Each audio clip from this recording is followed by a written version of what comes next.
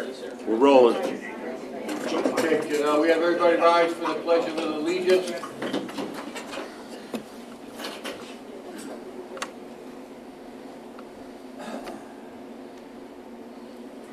I pledge allegiance to the flag of the United States of America and to the republic for which it stands, one nation, under God, indivisible, with liberty and justice for all.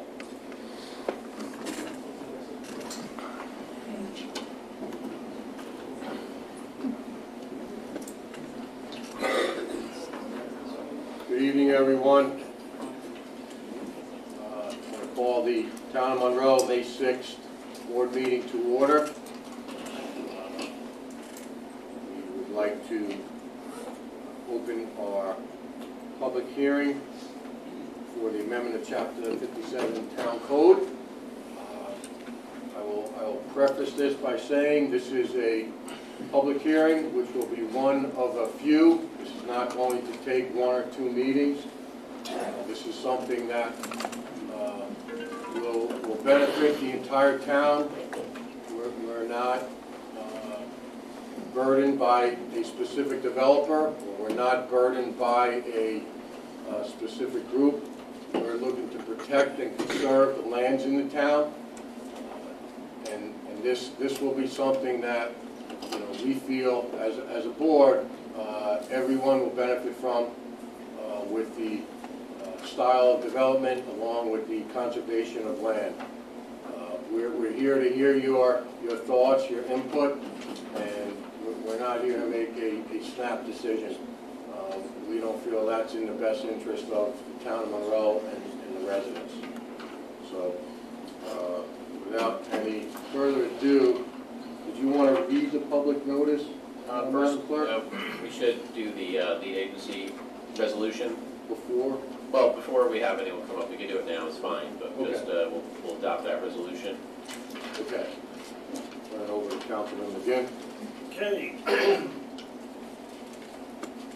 Following resolution was duly offered and seconded to wit. Resolution of the town board for the town of Monroe declaring itself lead agency under the State Environmental Quality Review Act, better known as SECRA. Whereas the town board of the town of Monroe is considering the adoption of a proposed local law to amend Chapter 57 of the town code to add Article 21 entitled Special Planning Districts, and whereas the proposed local law is amended to a use in the town zoning code affecting more than 25 acres and is thereby determined to be a type 1 action, and whereas the town board is the sole agency with the authority to adopt the proposed local law, and whereas the town board desires to assume lead agency status to conduct a review of the determined significance of the proposed local law in accordance with Article 8 of the Environmental Conservation Law of the State of New York and the regulations promulgated under 6 NYCRR 617. Now therefore be it resolved as follows. Section 1, all whereas clauses are hereby incorporated by reference as those set forth in full herein. The town board determines that the proposed action will require review pursuant to the State Environmental Quality Review Act, SECRA, and the governing regulations promulgated thereunder. The town board, Section 3, the town board declares itself as lead agency in connection with the SECRA review of the proposed local law, and in this capacity, the town board will determine if the proposed local law will have significant adverse environmental impact. The town board hereby, Section 4, the town board hereby determines that the proposed local law is a type 1 action under SECRA. Section 5, the town board directs the long-form environmental assessment form, FEAF, be prepared and reviewed by the town planner, and upon completion of the FEAF, the town board directs the town clerk to refer the proposed local law along with the REAF to other potentially involved agencies. The town board directs the town clerk and any other officers, that's Section 6. The town board directs the town clerk and any other officer or employee as directed by the supervisor to take any action necessary to carry out provisions of this resolution. Section 7, the resolution shall be effective immediately. Question as adopted by the foregoing resolution is duly put to a vote on roll call, which result is the following. I'll make the motion. Okay, I'll second the motion. Any other discussion? Call the question. Bingham, aye. Scarecrow, aye. Cardone, aye. Again, aye. No. Councilman Cologne is supposed to join us by phone, has he? I didn't go to text him, right? No, I texted him. Okay. I texted him. I haven't heard from him Okay. yet. So there he is now. He's going to my phone. Somebody tell him. Yeah.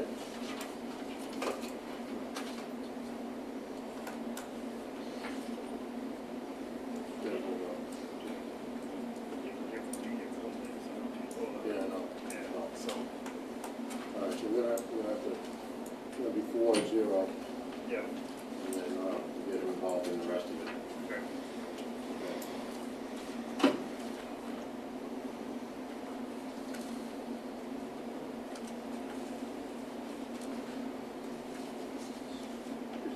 Is he calling you or me? He just tried, so I just texted him to FaceTime your phone, but Okay. 637-6031.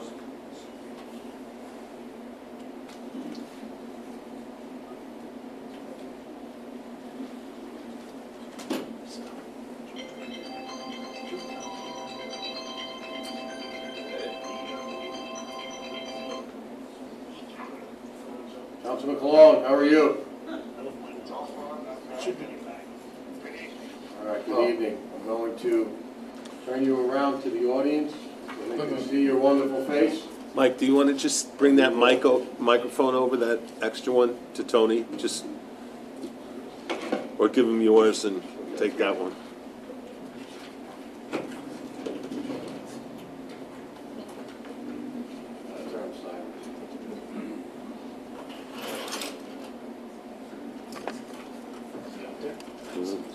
Turn silent.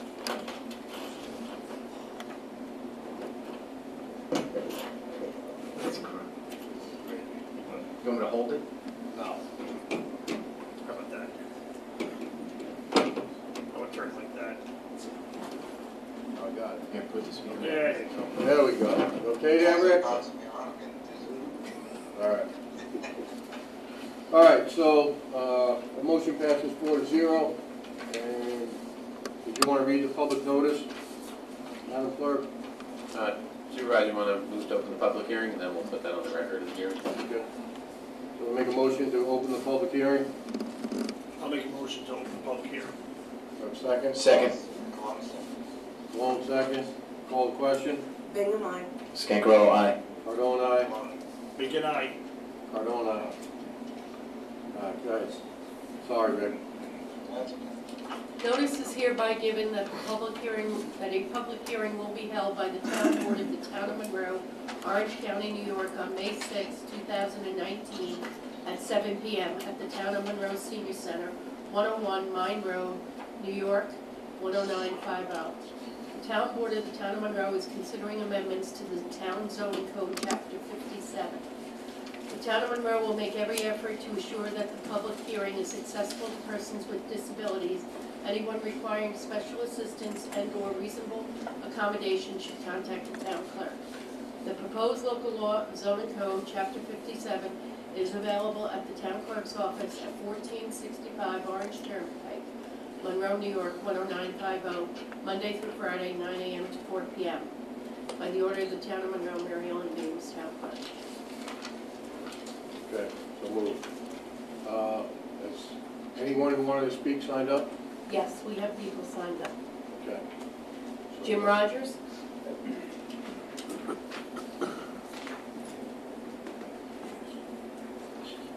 Jim Rogers, town resident. I really don't know. I thought the board was going to explain what was the amendment was. I didn't get a copy or anything I see now.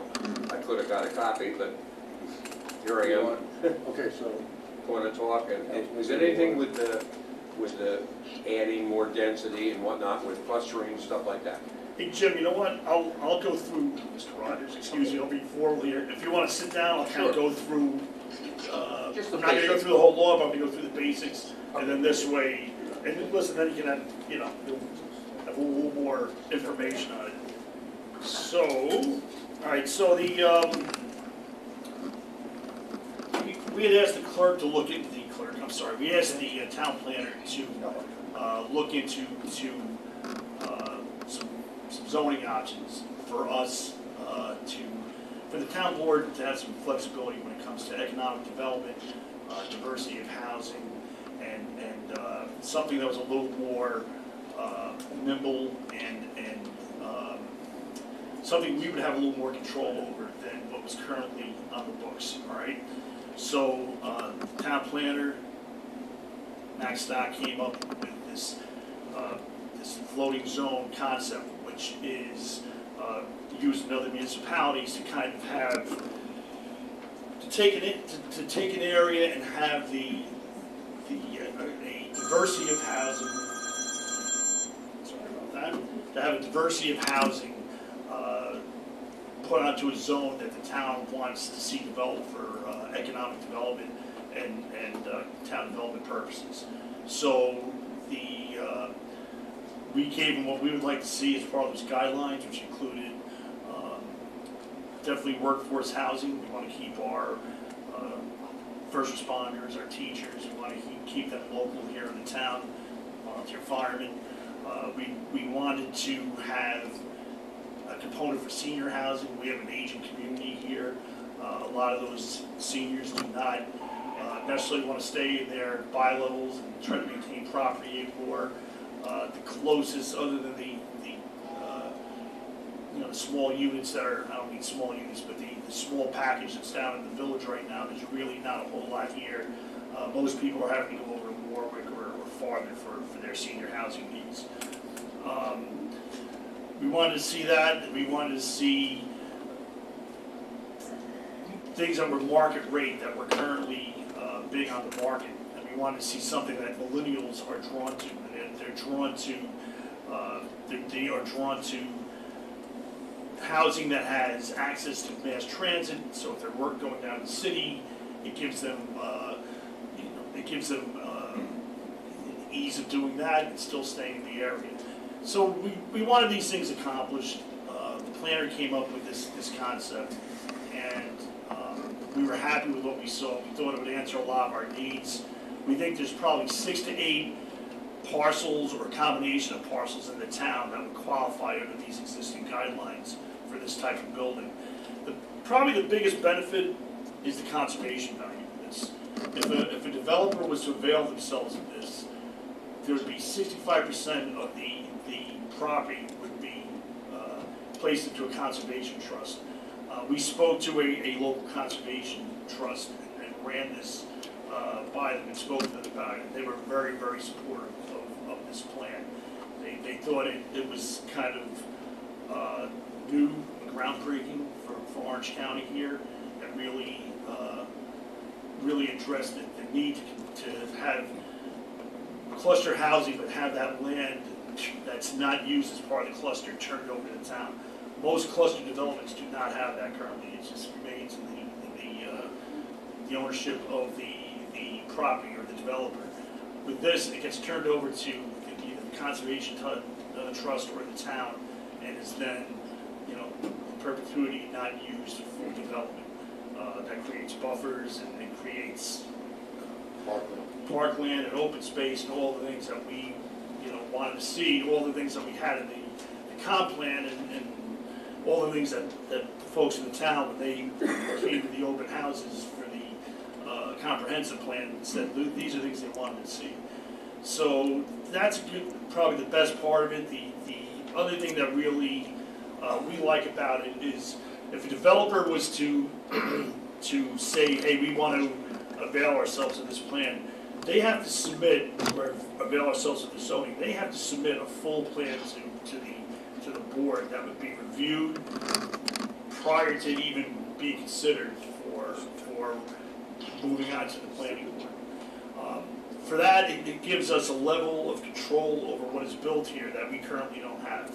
And it gives us a level of input into that plan that, right now, styles of housing, things like that, that kind of, as we see in some of these developments are going up in the town and village, get built, and then we're looking at saying, hey, that's not what we wanted.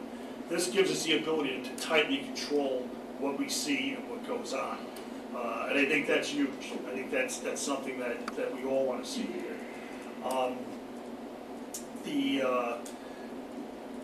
The average density is 2.25 bedrooms. When you average in all the units that would be in this floating zone concept, the CCR concept, and I think that lends itself to, certainly not to overpopulation. It lends itself to, again, seniors. It lends itself to young families. It lends itself to people that are transitioning from that to maybe more traditional houses. The other, if you really read through this plan, you'll see that it kind of stipulates that the housing types have to be built within the existing topography of the land that's there. And it's another thing that, if you look across from the trooper barracks, you see how, basically the side of a mountain was laid bare, and we don't want to see that. We don't want to see that here. And this gives us a really good opportunity to bring in developers and say, hey, we want you to build within the environmental restrictions for sure, but also within the topography of the land, and which again dovetails right back to our comp plan with ridgeline protection and everything else we had in there. So these were all things that we really found attractive about this, and it gave us the opportunity to really, if someone comes forward with it, to look at it, have tight control over it, and see that it fits the needs of the town. Right now, the needs of the town are senior housing. It's workforce to keep our kids here, to keep our first responders here, to keep our teachers here, and to attract young folks to come in. So it's a good, the diversity of housing component's excellent. The conservation value of keeping 65% of the property wide open or conserved and open space is fantastic. And again, it's something that really hasn't been done in Orange County. And it's done elsewhere. It's been real successful in other municipalities and other states. And I think it's high time that we kind of, think out of the box a little bit and propose this and go down this path. So, did a little rambling, Jim, but hopefully that answered some of your questions. Just to add, come on up. Yeah, no, come on up. Just to add to that real quick, the conservation group that we spoke to, aside from Orange County, they said that this type of development could be a model for the state, because they felt that there was only one other development that was done, and it was done a little differently than we see this floating zone done. So it was nice to hear that. Now, this, we said set aside green and all this stuff. Is that ironclad? Sorry. Because I heard right here, you said some forever green, heard right here from your attorney, that 10 years from now, you could be developed. So that's my main Let's thing. put it to this way, correct me if I'm wrong, counsel, but if you have a deed restriction, and I believe it's with New York State, within New York State, it is a park style, you're basically, because I know this was done up in Lake Placid, where it was for, around Lake Placid was forever green, because they didn't want the development to go all the way around the lake, and there was essentially no way that it could be, Because changed. basically, that's good if it can never be developed again. Because I'll give you an example. The Shea Farm, it's 50 acres. I believe it's 47 units, single 1 acre zoning. But now the planning board says, all right, let's cluster. So now the developer comes in, puts everything on 15 acres. Where does the town get out of it? If it's not ironclad. Yeah. But the developer, 1/3 of the sidewalks, 1/3 of the curbs, 1/3 of the roads, water, sewage, drainage, everything. He comes out with a bonanza. what does the town get out of it? If it's ironclad, yes, but I don't wanna see the town adopt something, just like accessory apartments, and then down the road, somebody finds a loophole, and bingo, it's land sold off. That's why in the past, the town, when they bought land, they had to make a parkland. If it was municipal land, you could sell it, you could do anything, really. So it's ironclad, that was my concern. So if it's, and Mr. Newton could probably expand on it a little bit more, but if it's placed into a conservation trust, whether it's with a nonprofit or with the town, no, it cannot be developed, Mr. Newton? Yeah, well, look, we're talking about some different things here. Deed restrictions and conservation easements are not the same thing, and deed restrictions can be for a time period, or they could be in perpetuity, but a conservation easement like this is being taken up by and given for the benefit of either, you know, sometimes it's given to a town, in this case, it would probably go to a land trust. And then that easement is permanent and runs with the land. So even if the land is later conveyed, that easement will stay with it as a conservation easement and with powers of enforcement and rights of inspection and entry to see if anybody's violating it. It's not, even though the term is cluster development here, it's not a typical cluster development in the sense that in a cluster, usually they can take however many homes they might have built, for example, and build it in a smaller footprint. Here, there's a 65% requirement, so what they actually build on or work with that other 35% may not be what they could have developed in the overall parcel. But as to that 65% that is put into a conservation easement, it's ironclad, they will not be able to build on it. So there's no real increase in density. I think there's probably less density. Yeah, I was gonna say, there's probably a decrease. Because if they built on the full 100%, they would have a lot more units than they're gonna get on My this. concern really is that the town is rural. It's not urban, you know, there's no central water sewer in most of the town. There's pockets where they have districts and all this stuff, but basically, you're in a part town, you're on your own, you know? I just don't wanna see it, because otherwise, and I know the mayor's here, he'll probably hit me now, but that's how the villages get like this. They offer water and whatnot, and the villages get bigger, and the town gets smaller. So it's difficult for the town, they don't have anything to offer. And when a developer comes in, he can either go to the village and annex to the village, or see what he can get from the town, see? As long as the density stays roughly the same, okay. Thank Yeah, you. and you know, the nice part about it too is that it doesn't, it kind of eliminates that sprawl. So in other words, instead of taking 80 bi-levels and putting them, or 80 center hall colonials or whatever, and putting them on a parcel, you're, you know, we have enough of that, and I think we have an adequate housing stock of that. Not to say that, you know, if a building comes along or already has approvals, that's one thing. But I think this is something where you're condensing it onto a smaller area. You're keeping it more natural by having all the open space and woods and all the other things that we don't want to see disappear, you know? It's still up to the town board. Yeah. Yeah. Approval of that. Right. Right, Well, thank you. listen, the town board looks at the initial plan, and then it gets referred to the planning board, so they still have to go through the regular planning process that you know, is prescribed. So it's not like, you know, we rubber stamp it and it starts getting built tomorrow. It still goes through the regular, you know, process. So there's plenty of oversight, you know. Okay, thank you. You're welcome. Thank you. Supervisor, if I could just say for anyone else that didn't get a copy of the local law draft, this public hearing will not close tonight. It will be continued for quite some time. There's a lot of work to be done. So you can go on the website, and if there are any changes made, we'll update the draft on the website, so you can still have a chance to see it and come back at the continued public hearing and comment if you would like. Lorraine Loring?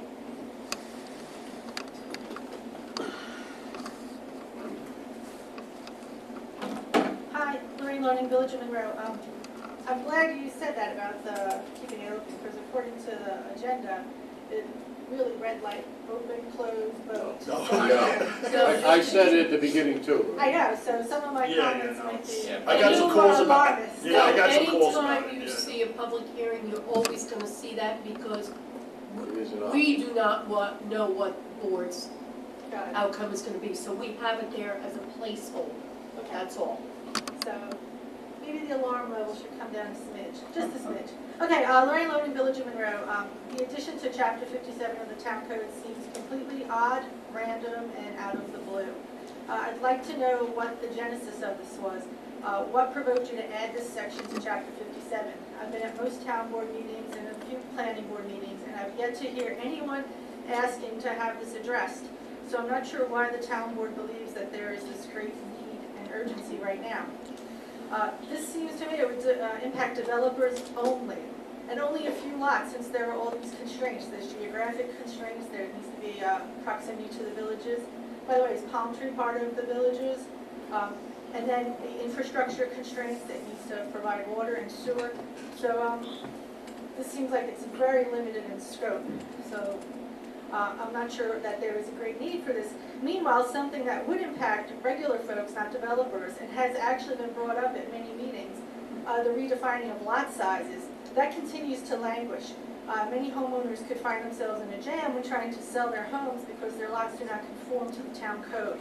And I believe at a recent meeting, I forget who asked, but it was suggested that the changes to the code should not be rushed through in regards to changing the lot size definition, but this seems to be rushed through.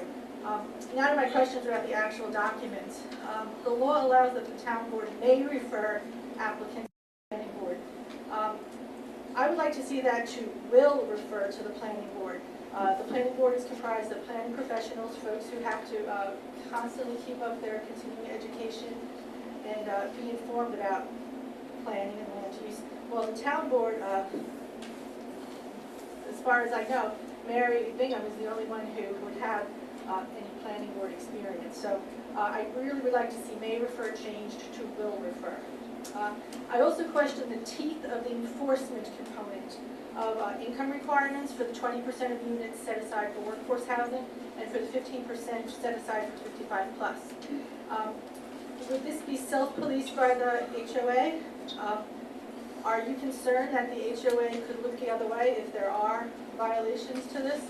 And what enforcement mechanism does the town board have to engage the HOA? Possibly taking on a legal burden to ensure conformity?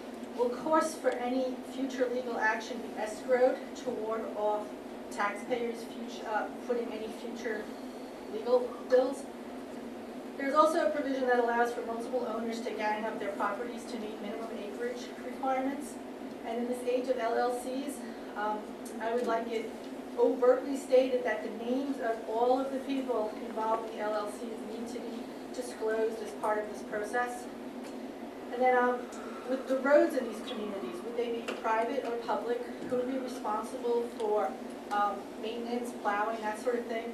And also with garbage, would garbage be the responsibility of the town or the HOA? I'm not sure I like this or not. I still have to do a little more research.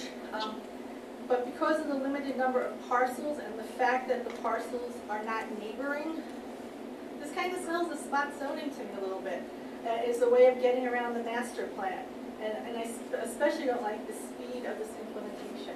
So I hope you address some of these things at the end of the year. Thanks. Mike Goldstein? Thank you. Mike Goldstein, resident of the town and village. I concur with the previous speaker. What bothers me is that I feel before you do this, you should look at Chapter A, 64 of the Planning Board. The last time this was written, it was in the 40s. Maybe you should decide what they're supposed to do, because I believe that this document says they have the right to approve development of undeveloped plots, authorized to approve the plots with or without streets, and the board is authorized to modify certain zoning requirements. Everything that you're trying to do in here, they already have the right. So we're going to get rid of the planning board, especially in a number of cases where things have to be referred to the town board. You do not have to turn that over to the planning board. It says may, not shall. And you can look at me and disagree. I understand what you're trying to do here, but I think you should tighten up A64 before and decide what we're going to do with the planning board before you take all that away from it. And I question what would happen to some of the developments that have already been approved. Shea Meadows, I believe that was approved for development. What's going to happen to that? Can They still go ahead and do it, or they're gonna have to come back. Thank you. Christina Kiesel?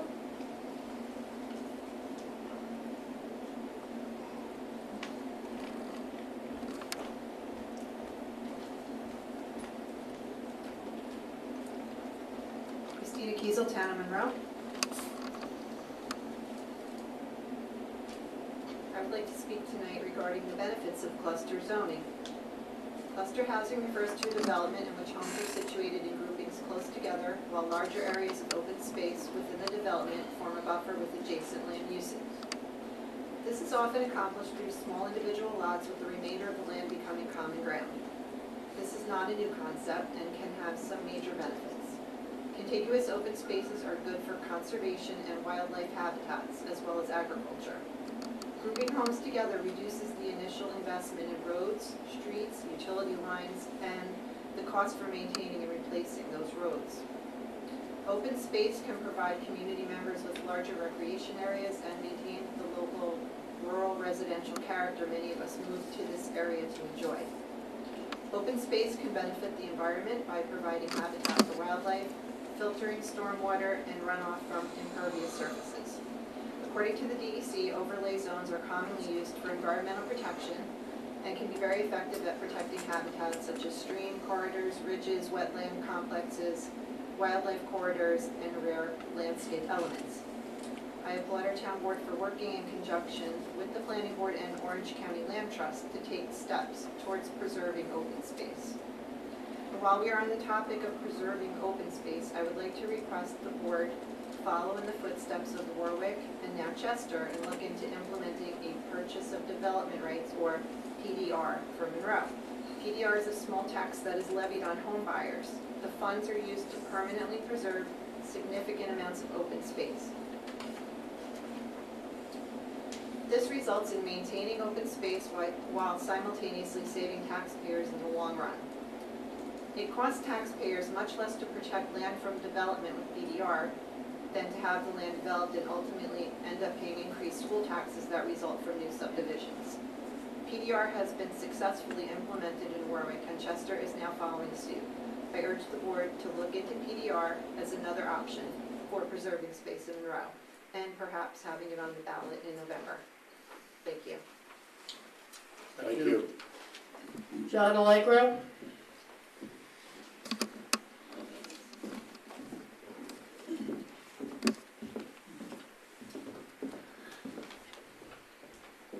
John Allegro, Town of Monroe. Thank you for giving us an opportunity to speak about this issue. Proposed changes to zoning for cluster developing. I've been following this concept for many years, years before I even got involved with coming to town board meetings, and just about any conservation-driven or inspired person will tell you that common use of common areas, common use areas, instead of everybody having their own little postage stamp of land, is very environmentally friendly. Just to take a look at what happened over at Smith Farm, which happened before this present board was seated. It's clear cut. Every tree is taken down in a development like that, and it doesn't matter. Old growth, new growth, native, non-native. It just doesn't matter. It's clear cut. As long as we get the trees cut before the bat season, on April 1st. I've been following people's discussions on this on social media, and I think what I'd like to suggest to the board would be a very important thing to do is explain in plain English somehow what this proposal is and what it is not. It's clustering, and a lot of people don't know what that means.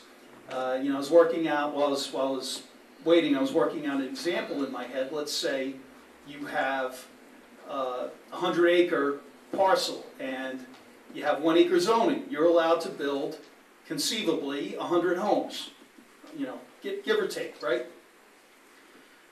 If a developer chooses to apply for this program, that person will be required to give up 65 acres for evergreen. There will still be 100 homes conceivably, you know, give or take, built on 35 acres. That's a 0.35 acre parcel. What a lot of people out there are thinking is what this is not. This is not taking a 100 home potential parcel and now making it high density where you'll have 300 and something homes on a 100 acre piece of land, because you know the evil town board has now decided to add urban development.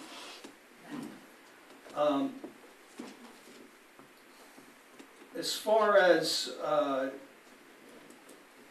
you know, the water, I saw something in here about water discharge and replenishing water into the water table, and that requirement being that the homes in this proposed plan must have access to both water and sewer.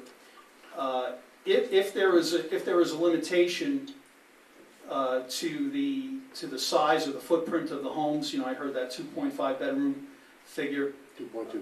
2.25, thank you. And I think that the board maybe should consider even expanding a program like this to allow subdivisions that are serviced by a septic. Now imagine if you have public municipal water and a septic, you're recharging free water into the water table. I've been researching this for a while. There are high technology septic systems that, you know, it's not the old 4-inch perforated pipe anymore. You know, you can dig out and add sand and gravel and this entire baffle system under a system of chambers under the ground, which will recuperate many more gallons of water than a standard septic system. So I think it might be, you know, something you guys might want to take a look at for those areas that do not have sewer service, and maybe expand this program and add some form of, you know, test or requirement for these super high-tech septic systems. So thanks again. That's all I got. Appreciate you letting us all speak about this. Thank you. Thanks, John. Ward Brown?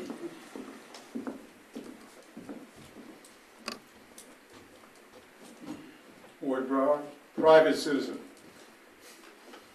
I was curious, question was answered, I believe, by Mike. Who asked for this document? I believe you guys asked for this. Okay. Next question was, why it have to be close to a village? I was curious. I gathered before services, I gathered that would be one of the reasons. Open space versus clustering. Clustering's been around a while, concept. And idealistically, it makes a whole lot of sense. You can, as John pointed out, Jim Rogers pointed out, if you can use a small section of the total acreage, have all your density there, and then leave the rest for evergreen, it's a great concept. The Achilles heel always has been preservation of that open space.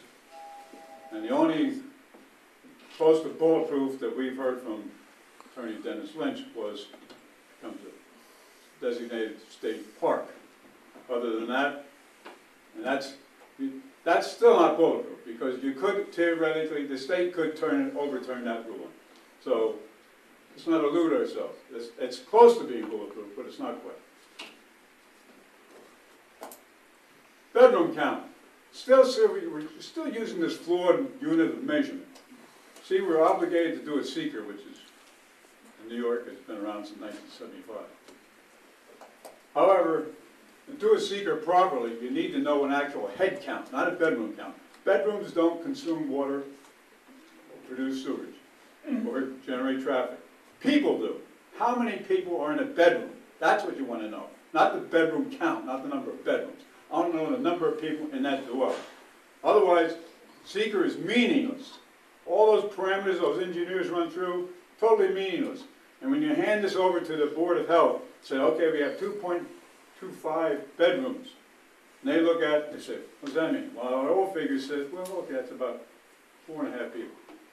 Then they'll tell you how many gallons you need of sewage, how many gallons of water, etc. But without the head count, you don't know. So this is just a ridiculous number. It's not a number. It's an imaginary number. I remember imaginary numbers from math. The other thing is a wooded buffer zone between the villages and the town would be nice. One that's wide enough to actually accommodate the critters such as bears, foxes, raccoons, coyotes, whatever. So they're not running down the highway. That would be helpful. Other than that, glad for your input, and hopefully this process goes on. Thank you. Thank you. Thank you. Mike Egan?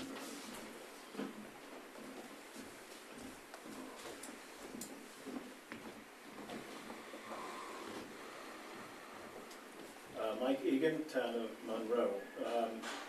The floating zone concept sounds wonderful.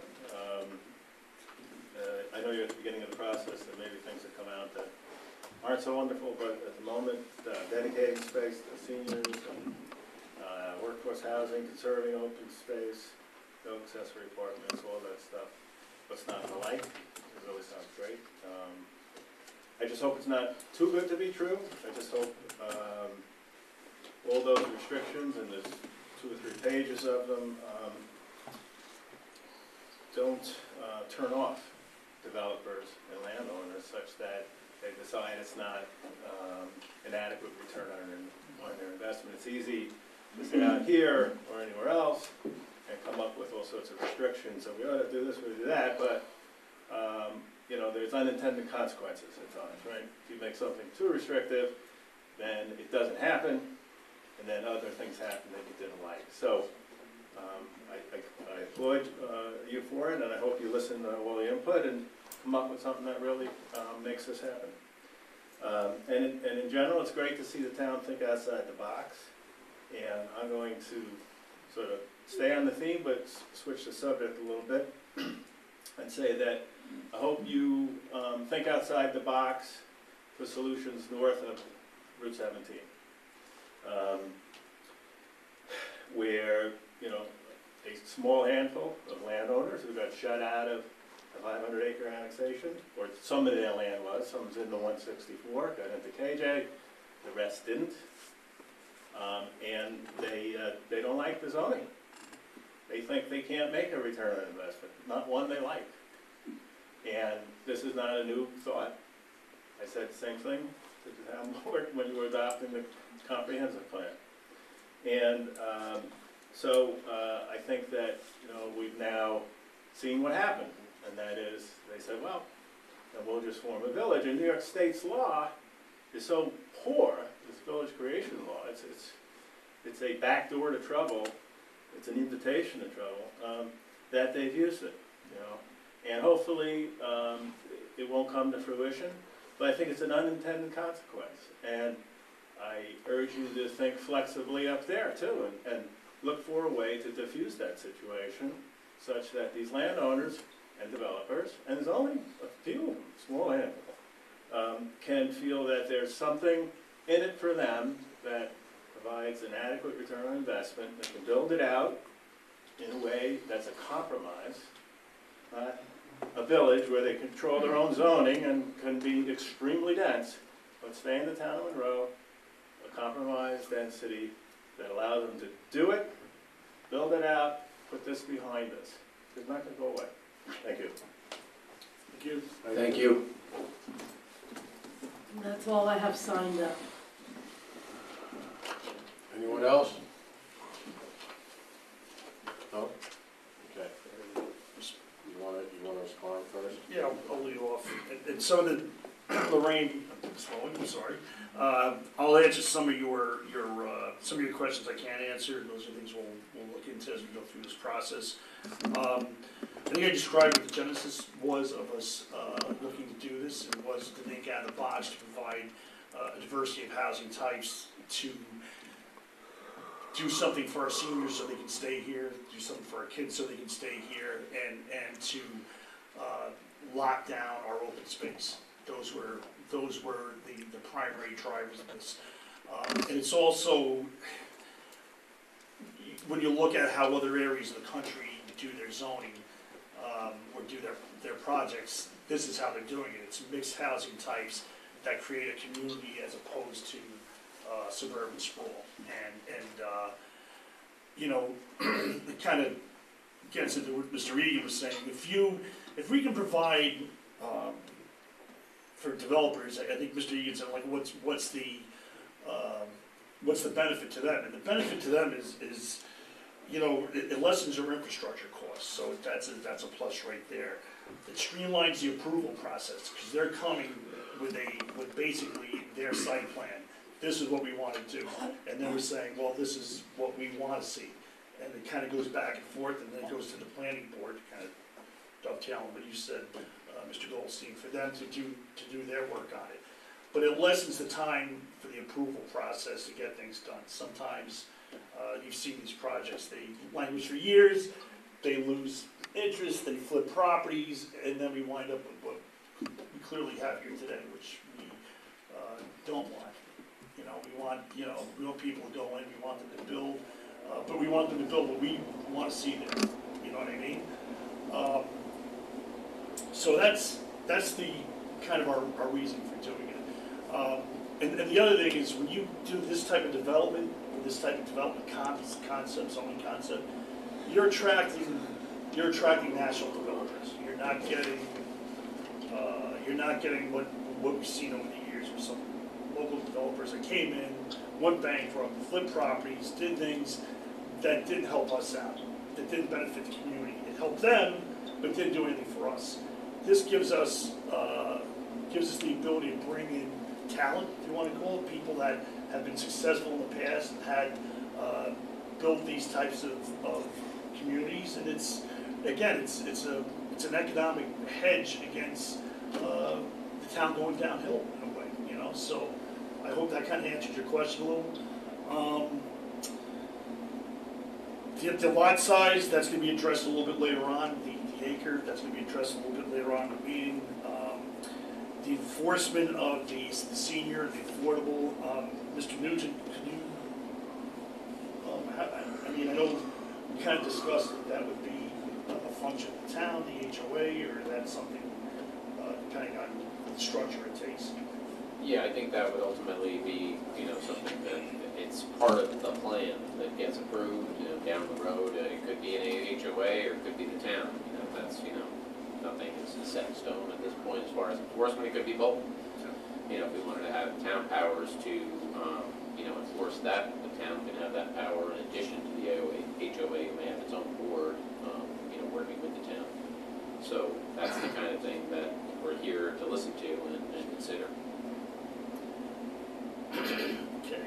Names on the LLC, that's something that'd be a separate law, and I think it's something we started. Yeah, you actually adopted that. Yeah. You have that law now. So there is an entity disclosure law for any planning application. Thanks, Rick. Road maintenance, those types of things, those are, again, depends on the structure that it takes. If it's an HOA, of course, that garbage pickup, that's all on them. And I think you said the lots have to be adjoining. So if someone was to take lots and, they wanted to make it continuous or make it one development, the lots have to be adjoining. So you can't hopscotch over or anything like that. And and listen, part of the process is getting the public feedback. But we've already thought about this, like the sizes of lots that could be. We don't want someone cobbling together a bunch of 1-acre lots and trying to satisfy them. So that's something that we'll define as we go down the road. So, Mr. Goldstein, the planning board, they are going to have, we're not usurping their powers. They're going to have do what they normally do. Basically, the town board in this fashion acts as a quarterback. It looks at this plan and then gives it out to them to do what they do best, and they are experts at that. You mentioned Shea Meadows, and that's a matter of litigation, so I really can't say anything about that, unfortunately. Ms. Kiesel, the PDR is an interesting idea. I know Warwick does do that, and we're going back there. And that's something we would definitely look at, if not part of this, but as a separate, something that would go on the ballot. Mr. Allegro, a clear explanation of the benefits of it, and maybe, that's something we will work to do. I think we're doing it now, but it's maybe something in print form other than this, which is the actual local law. It's a little hard to Put it on disseminate. Facebook. Yeah, I know. Yeah, well, we're gonna, I think, and again, I think when people see this, they think, URM, high density. And this zoning concept, this local law is like the anti-URM. You know what I mean? And that's the message. The biggest message you can get out of here tonight is this is not URM. It's anti-URM. It's smart. It's smart zoning. It's smart housing. It's diverse housing. It's not rows and rows and rows of apartments like we're seeing going up in other areas of the town or adjoining. Ward, the reason it's close to the villages are services, transportation. Like I said, we want to see senior components. Obviously, for seniors to whether they're traveling here or traveling to the supermarket, it's being out on the end of Lake Shore doesn't do them any good. So that's the conservation easement. Is anything bulletproof? Death and taxes, right? So I can't, but I think we have a pretty strong, this is a strong, I know Mr. Lynch did say that back, when I think it was an attorney up here, when people are suing the town, said something, and he kind of said that back to him. And I think, Mr. Nugent made it quite clear. State park is not obviously an option for the town to preserve or conserve land. That's the state agreeing to take on the park, so it's not a tool we have available to us unless the state says, sure, we'd like this. A state park is probably not likely for a development proposal. Okay, thanks. The bedroom count versus people. I think if you look at an average, the average count of this type of a housing package or development package, and make it 2.25 houses, I think you're kind of, or 2.25 bedrooms, I'm sorry. Could you cram people in there like a submarine and they're sleeping in hammocks? Yeah, you can, but I don't think that's what we're kind of going for here. And I know what you're saying. Yeah, you could jam 1 million people in there, but that's a code enforcement issue. But I'm not, from a secret standpoint, what you're talking about, we've got to go with what we, with the housing count, what we anticipate the count to be in those apartments or those townhouses. Buffer zones, it touches on it in here. One of the things when we spoke with the planner that we really wanted to see was buffering between existing developments if they're already there, and that was a big. We don't want no one wants to look out the window and see someone going up 25 feet away. They want to see buffering. That's by keeping the existing foliage trees that are there, and then by having that 65% of that property left remained open, that takes care of the wildlife that coming down here in the bushes and my house. So anyway, that's kind of my thoughts on that, and again, it'll be things we'll be looking at going forward. And Mr. Regan, I think I addressed your questions about the developers and what's in it for them. And yes, you can make it too restrictive, and you can't make it too long, and to get these approvals to go forward. And I think that's been a big turnoff in this town. And again, that turnoff has led to properties being bought, properties being flipped, properties being half developed and then left, and then I think we have to move away from this concept that we've had in this town for years and years, and go to something that's working elsewhere and works well. It draws in, keeps our people here, but also draws in people that want to be part of the community and contribute to it. So anyway, that's my answers to your questions. Councilwoman Bingham? The impetus is the comprehensive plan. There was a massive turnout when the comprehensive plan was discussed, and quite a few people said, you know, there's no place for my son or daughter to live. It's too expensive in Monroe. Also, we had seniors. We have to remember back in the 70s and 80s, there was a lot of construction going on. Those people who bought their homes, who are still around, they're aging out. They don't want to necessarily keep mowing their lawns and shoveling their driveways and getting rid of the snow. I see ants going up. So you want something, they still want to stay here. Their families, friends, relatives, doctors, social gathering places, they're still here and they want to stay here. So we want to give them an option to downsize, so to speak. Same thing with new couples that are just getting started. It's hard to come up with a down payment on a house. So that was all coming out in the comprehensive plan discussions, and that's why we were looking into this. The TDRs, yeah, there's a nice article, I believe, in today's paper. Warwick did a great job with theirs. So hopefully the state will get on board with that also, and we can get that enacted in our town as well.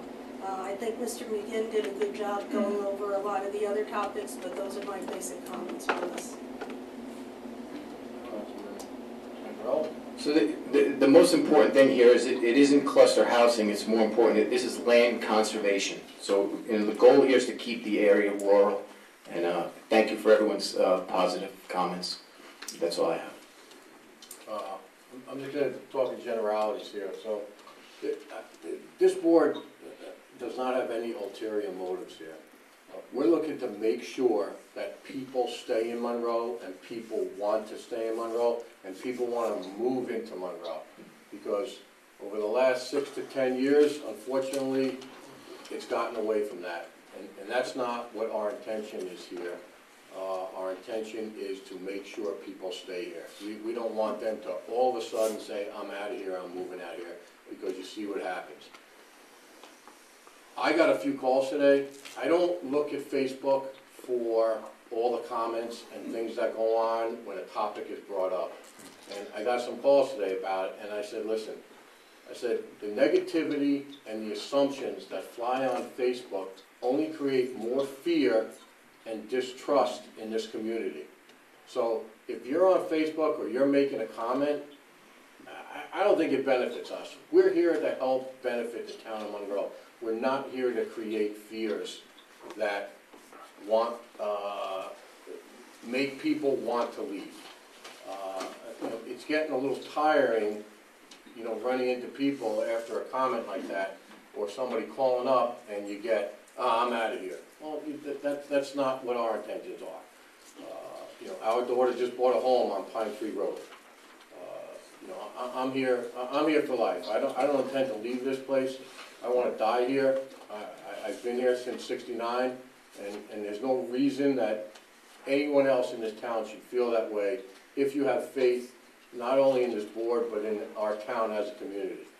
So I ask that everybody remain positive here, and if you have a negative comment, to be honest with you, I'm not going to listen to it because I don't want to hear it. If you have a suggestion, that's fine. I'll listen to it, and I'll try to adapt what you state into this, and we will try to adapt what you state into this floating zone. One other aspect of it, I don't know if anyone has been to Warwick Grove, but if you've never been to Warwick Grove, that's a model community, and that model community came with not as anywhere near as much conservation of land. Although yet they did a fine job with it. So I would go out, take a look at Warwick Grove, and know that that's kind of what we're looking to do in this town. There's single-family homes, there's apartments, and I believe there's condos there too.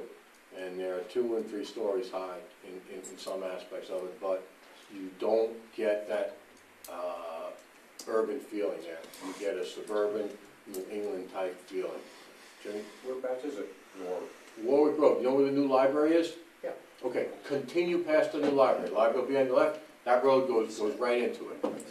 They've actually created, it's not like an official post office, but they have their own post office, so there's no mailboxes or anything. Everybody's got to go to the post office to get their mail. It's all boxes. So, it's pretty neat. That's all I have to say.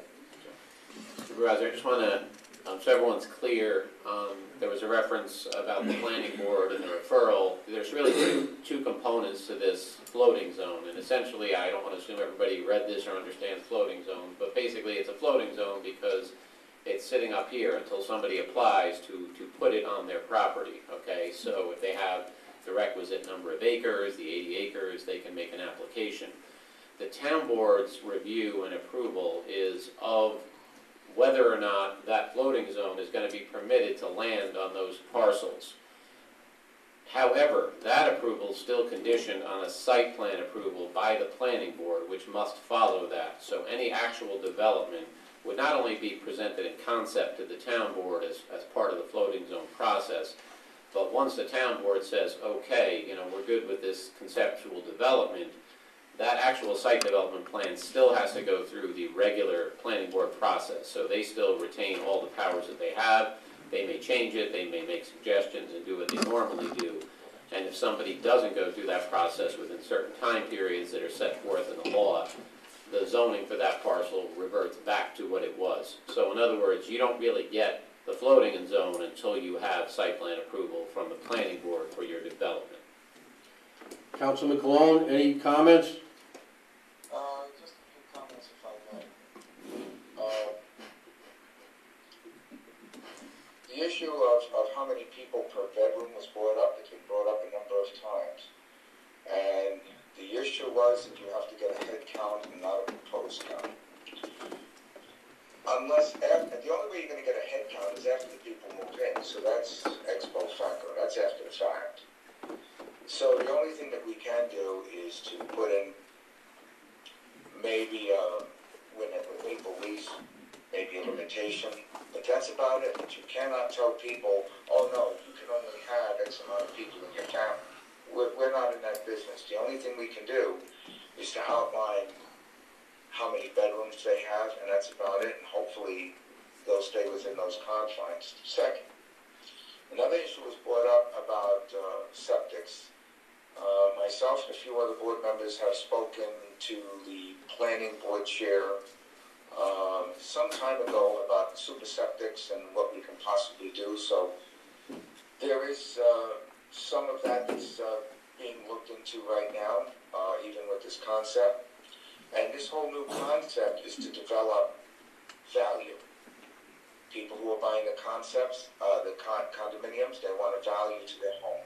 The people who are living in the community want to see values maintained. The people who are renting want to get value for what they're paying for as far as rental. We're doing the best we can so we can maintain a balance of value. In other words, getting more for your money, and that includes the builders, and most importantly, the town and the people who live here and who are going to live here. So I think all in all, we're trying to cover as many bases we can. And this town board is working along with members of the planning board to make sure that we maintain the value of what we value in Monroe as far as living. We're doing the best we can. Thank you. Thank you. Board, you had a question?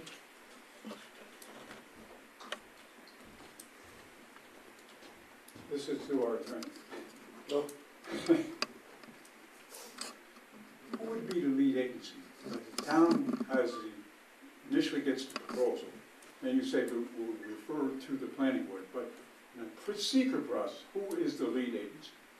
It would typically be the town board in that case, because you would have to start the secret process as early as possible, so they would normally be lead agency, and then it would move forward from there. However, the intent here, it hasn't been finalized, is to do a generic environmental impact statement in regard to this local law, so that the secret process for actual development to be limited, somewhat. Thank you. You're welcome. And as far as comments, I'll address them later. I'll call you one. Anyone else?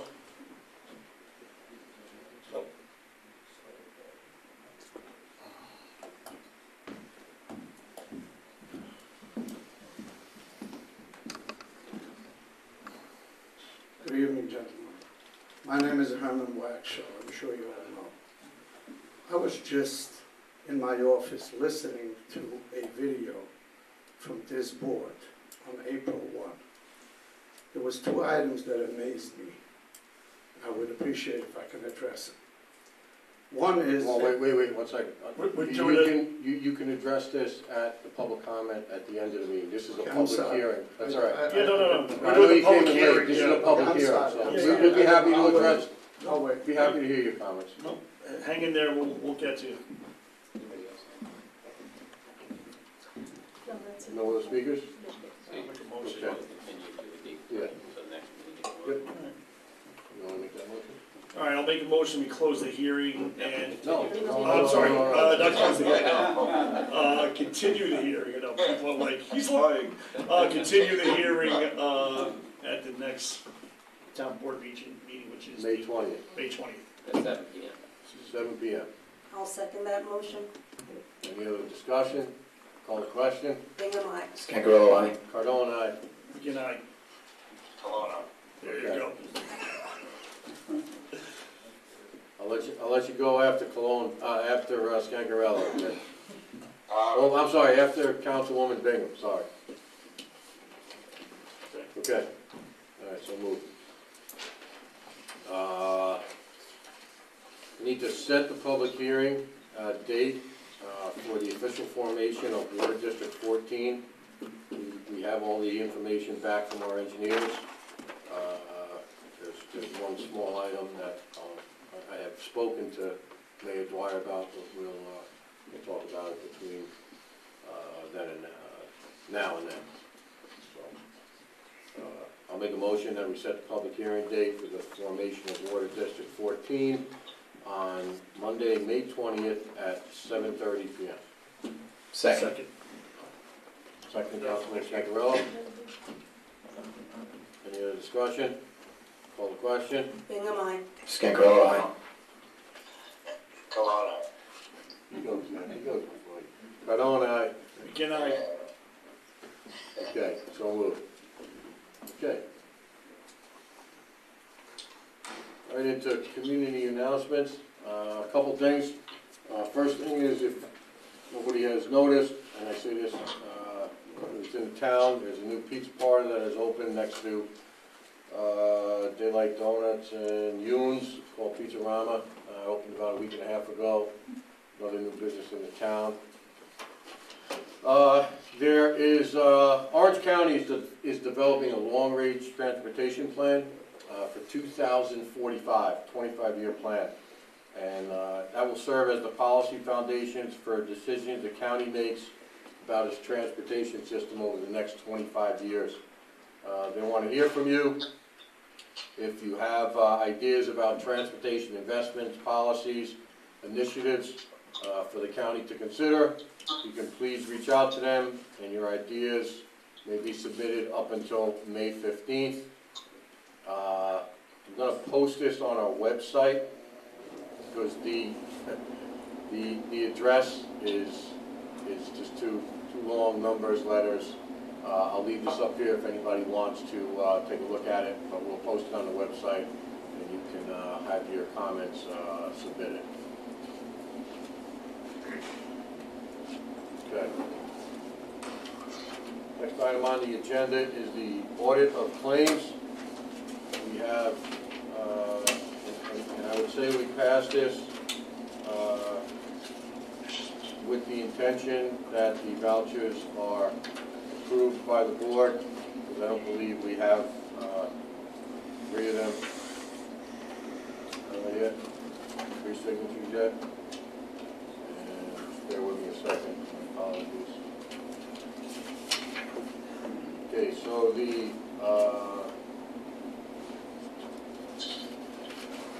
resolution is the town board of Town Monroe requests approval of abstract number 19-008 from the general fund containing checks 24018 through 24030 in the amount of $230,221.20. So we need a motion to approve that. I'll make that motion. Okay, we have a second? I'll second it. Councilman McGinn, any discussion? Call the question. Bingham, aye. Malone? You up for that one? Cologne, aye. All right. Skankaroo, aye. Cardone, aye. Again, aye. Okay, so moved. We have the next item on the agenda is the acceptance of minutes from April 15th, 2019. We have a motion? I'll make that motion. I will second that motion. Any other discussion, changes, revisions, alterations? Okay, call the question. Bingham, aye. Cologne, aye. Skankaroo, aye. Again, aye. Cardone, aye. Oh, sorry. All right. Okay, so moved. I hear him go. Yeah. That's why. All right. Okay, before you, you have two quotes for the wiring for Town Hall. Before you, you have one from Perullo Electric out of Fort Montgomery. That total is $4,260. And that includes the wiring, basically includes the wiring of all the offices, town clerks, router in the meeting room, copy room, daises in the new meeting hall, router in the conference room, secretary's office, for the supervisor, finance office, 3 desks, a printer, supervisor's office, router in the hallway, router in the main entrance. Owner provided fiber cable to run from the computer room to the server. This is all labor and materials and phone lines. So that was $4,260 from Perullo Electric. The next bid is from D-Ben Security Systems. They're out of Newburgh, New York. Essentially the same that I just read. They have it priced out a little differently. They have 48 port blank patch panel, a Cat 6 Keystone, Category 6 cable premium on that the one prior to that, the Cat 6 data grade. That's quantity of 70, the Keystone, the Category 6 Eco, Plenum Blue, Plenum Blue is quantity of 3. The Category 6 Eco Cable Plenum White is quantity of 3. 2 port wall plates, 10. 1 single gang plate, 15. 1G low voltage mounting bracket, there's 25 of those. Prevailing wage, labor rate, and miscellaneous installation hardware. And that quote is $10,697.27. So, It's a big difference. I had tried to get 2 other quotes, I got no response. Thus, these are the only 2 we have, and I think it's something that we have to move on. I mean, these quotes are dated, one is dated 3/25, and the other is dated 3/14. The one dated 3/14 was the $10,697. That's only good to the end of June. And this one was good for 60 days as well, I believe, which is the end of this month. So Did they, they came and they toured the building, they went through it. They essentially, I toured the building with both of them, so they know what we're. any references or recommendations that you? Both of these came from New Windsor IT. Oh, okay, all right. So How long has Perullo been in business? Perullo's been in business, I want to say somewhere in the neighborhood of 10 years. Okay. Not sure of D-Ben, although I would assume it's quite a bit. These are the actual 2 companies that New Windsor IT uses. Okay. For those of you that don't know, the Windsor IT handles all our computer maintenance and service issues. Can someone So explain why what is a there cat? a $6,000 difference? Yes, it between is. 60. All right, the main, I'm gonna tell you the main reason, and I think it's probably the only reason, is that Perullo will be doing this himself. So the prevailing wage doesn't apply. Okay. Can someone educate me on what a cat 5 versus a cat 6?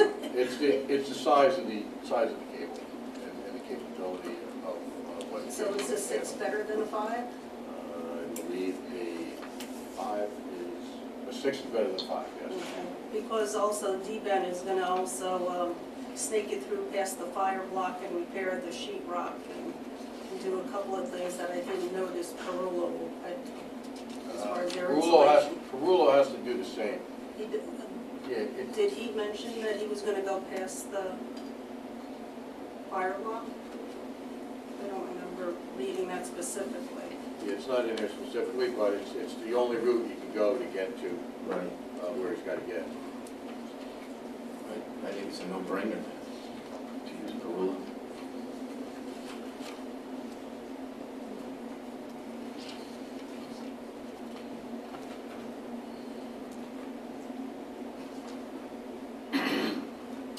So, I mean, the only difference I see also between the two contracts or the two proposals are the, Perullo does not include the price of the wiring for cameras.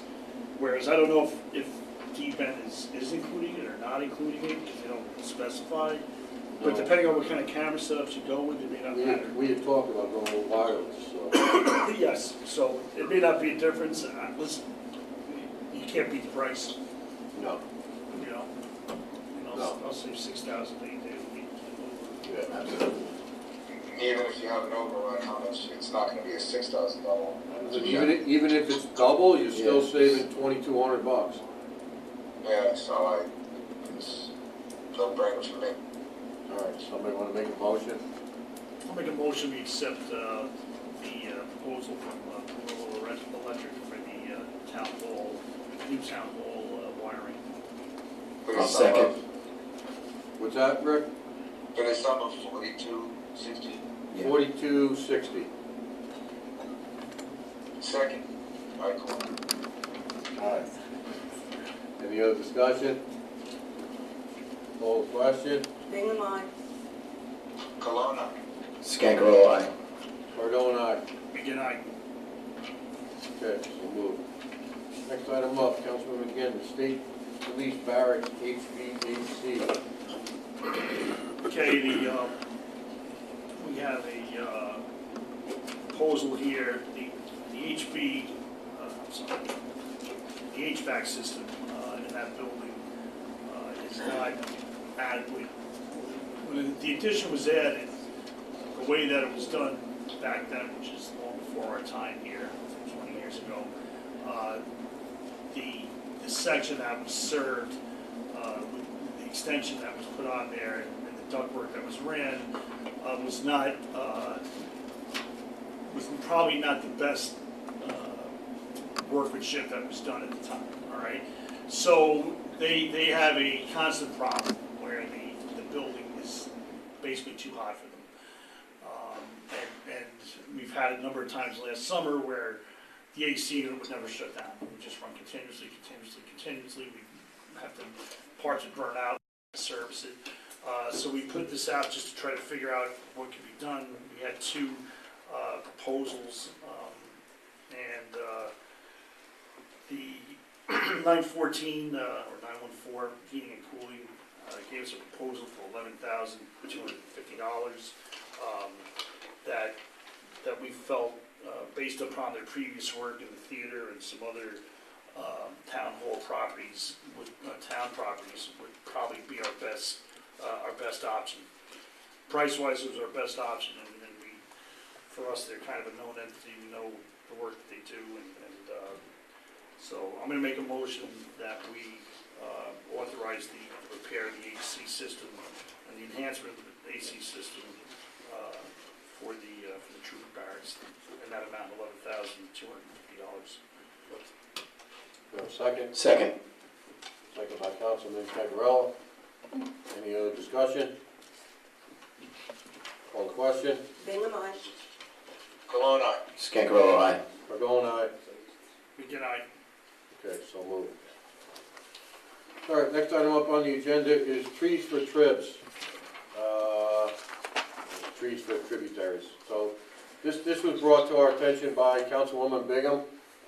Anne-Marie Morris took the bull by the horn, applied for the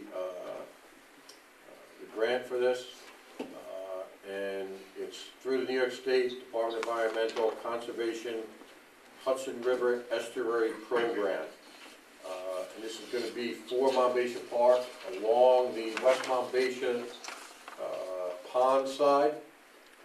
And essentially what it's going to entail is we want to do the planting between May and June. We need somewhere in the neighborhood of 12 to 14 volunteers, teens or older. Mrs. Morris is going to work with John Sherney to develop a safety plan, and she's going to reach out to a couple of the local organizations, Boy Scouts and Girl Scouts, to help this come to fruition.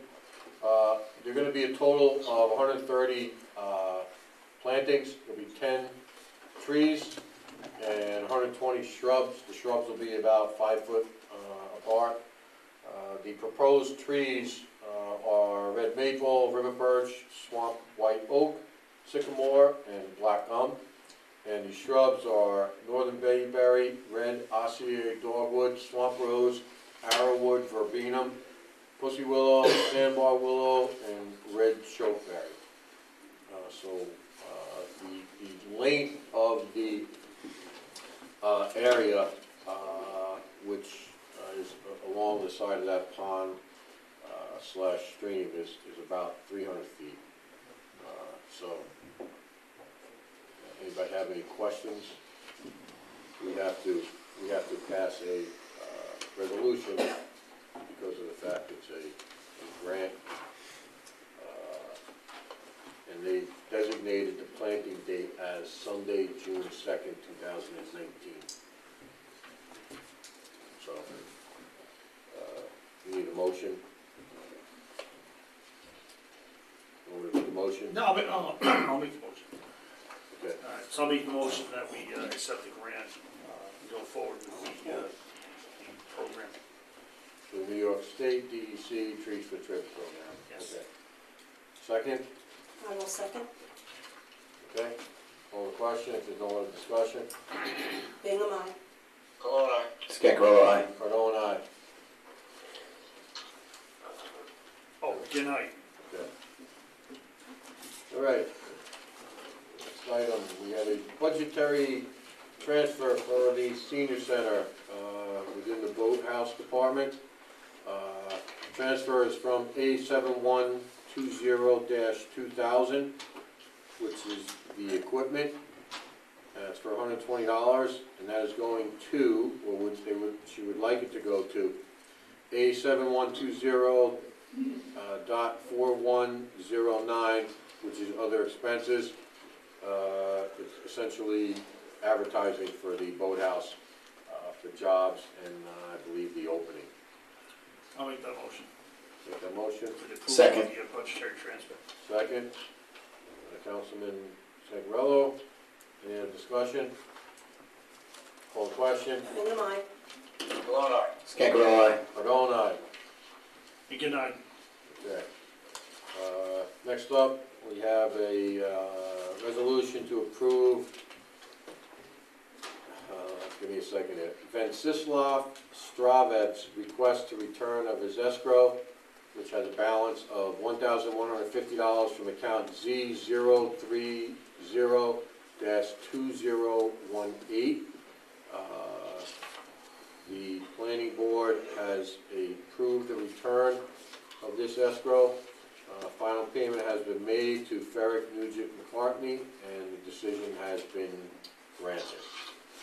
Excuse me, Supervisor Cardone, that's the ZBA? That's the ZBA. Okay. I'll make a motion to authorize the return of $1,150 to Ventislav Strass. Very nice. Right? Wow, nice dialect there. That rolled well. That was good. Colonna second. Ron seconded, call the question. Call the question? Bingham, aye. Colonna. Skankarella, aye. Cardone, aye. Again, Okay, so moved. Next item is a planning board applicant. It's the Kingdom Hall of Jehovah Witnesses on Harriman Heights Road. Their escrow has $562.72, and that return is coming out of planning board project number 0152-2017. All final payments have been made to the engineer and attorney in relation to this project. Sorry. So we need a motion for that. I'll make Okay, a I'll make the motion to return the $562.72 to the applicant of Kingdom Hall. Kingdom Okay. Hall. Seconded by Councilwoman Bingham. Any other discussion? Call the question. Bingham, aye. Colonna. Skankarella, aye. Cardone, aye. again, You okay tonight? A little late. I'm trying to move things along. Okay.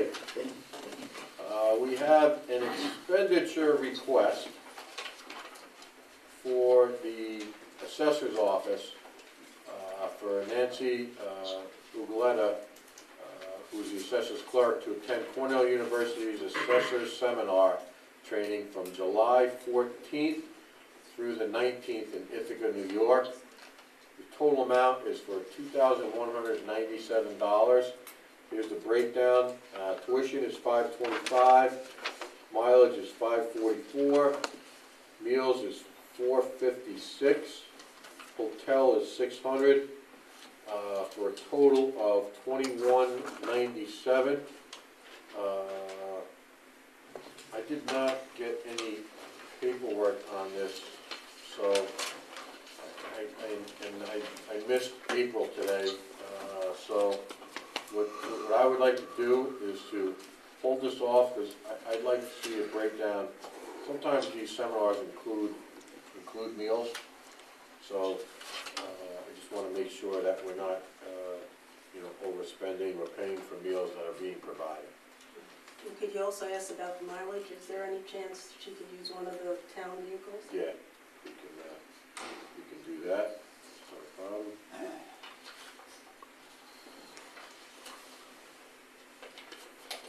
Okay, so if we could table that till the 20th, that would be great. Anybody have a problem with that? Good? Okay. All right, Rick. Go. Oh, wait a minute, I'm sorry, hold on. John Sherney's up. And John? All right. If you can, aside from item 7.8 on the agenda, you could do 8.1 as well, which is the budgetary transfer. That was old business, I did not have that. All right, I got it. You got it? Okay. Yeah, I'll do it right after you're done there. Very good. Basically, I mentioned that we have a couple pieces of equipment that we have to go up to,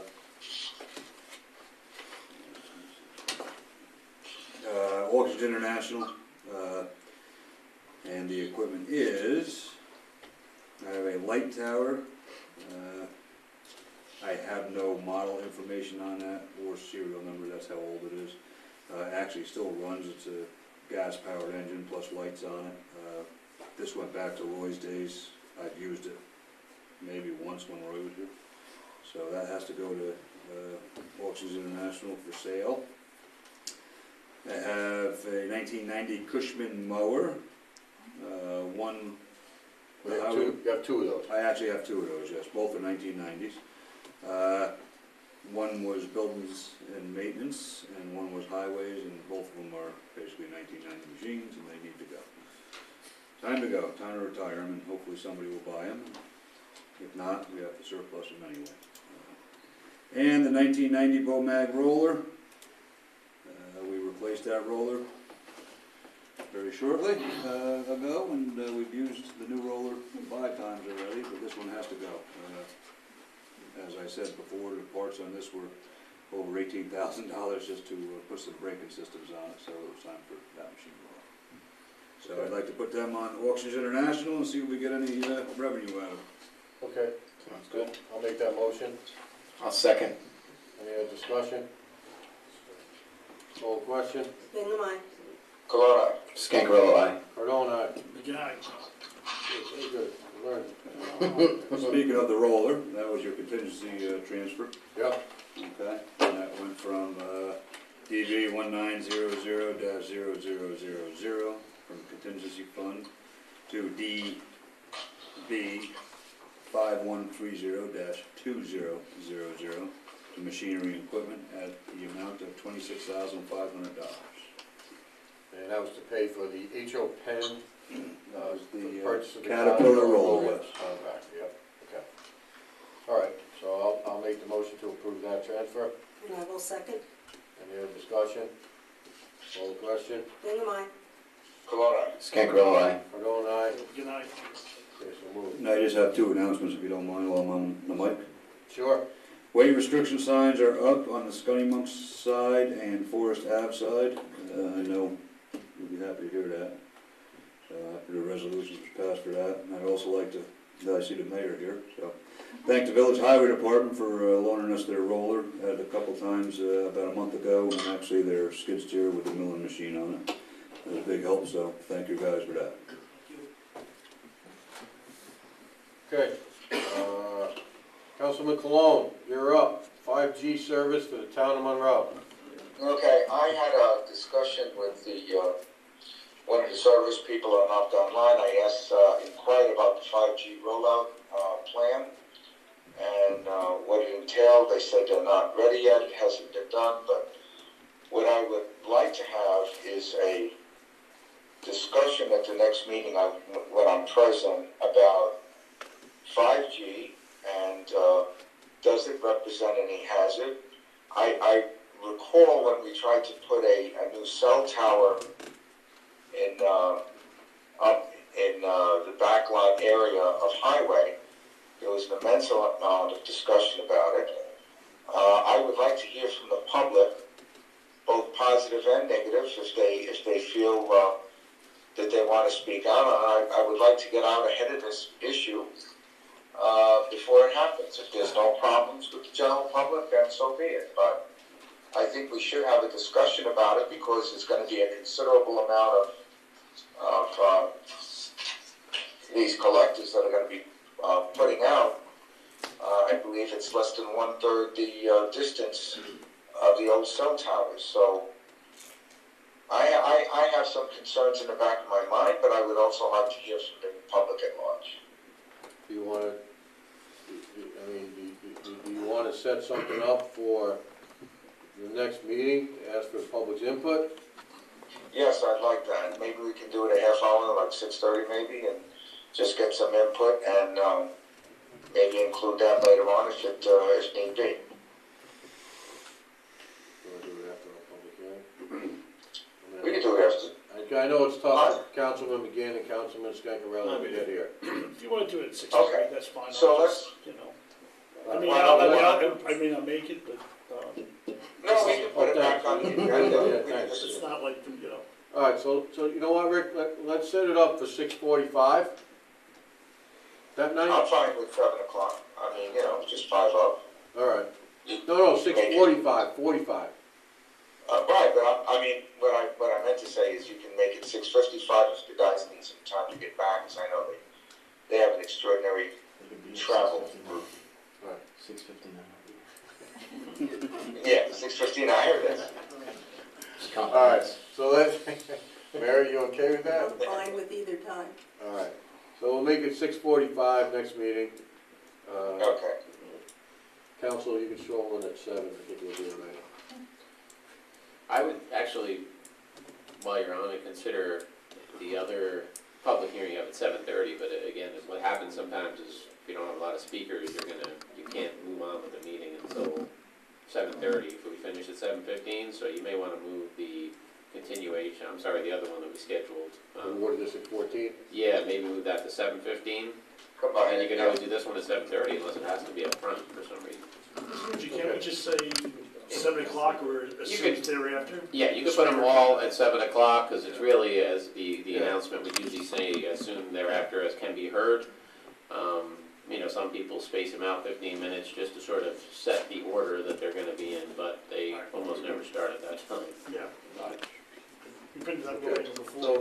So here's what we'll do. I'll make a motion that we set the continuation of the public hearing for the Chapter 57 zoning amendments for 7 o'clock.